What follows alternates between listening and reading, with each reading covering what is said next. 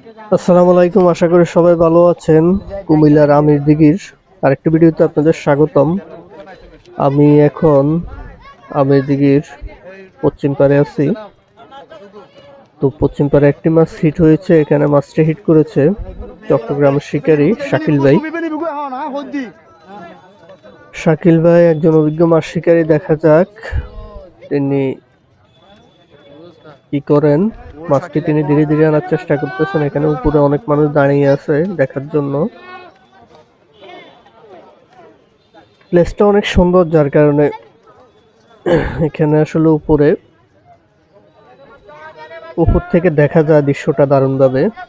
কারণ জায়গাটা এমন যে উপরে দাঁড়ানোর মতো জায়গা রয়েছে যথেষ্ট পরিমাণ। সবাই হাঁটাহাঁটি করে উপর দিয়ে, আর নিচে দিয়ে সবাই বসির মাচা নিয়ে বসে আছে।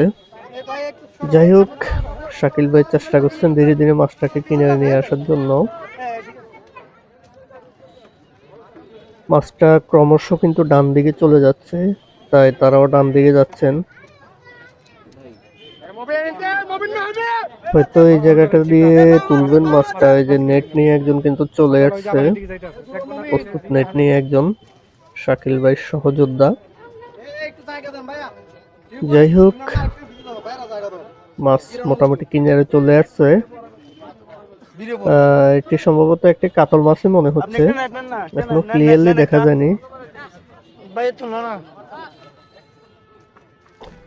কিছুক্ষণের মধ্যে বুঝে যাবে পুরোপুরি আসলে।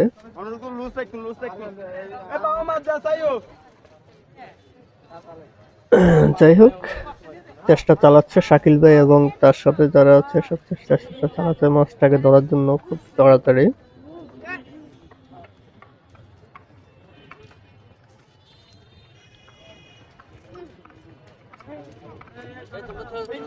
হ্যাঁ, মনে হচ্ছে একটি কাতল মাছই চলে আসছে নেটে। দারুণ সাইজের একটি কাতল মাছ ধরা পড়লো। চট্টগ্রামের শিকারী শাকিল ভাইকে অভিনন্দন, তিনি দারুণ সাইজের একটি কাতল মাছ আমাদের ধরিয়ে দেখিয়েছেন।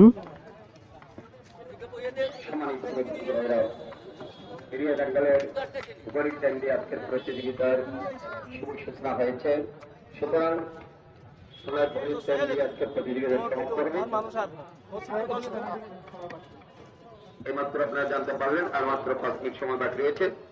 তবে আগামী 4 তারিখ ফেনী রাজার দিঘিতে ওয়ান ডে মাছ ধরা যেটা হবে।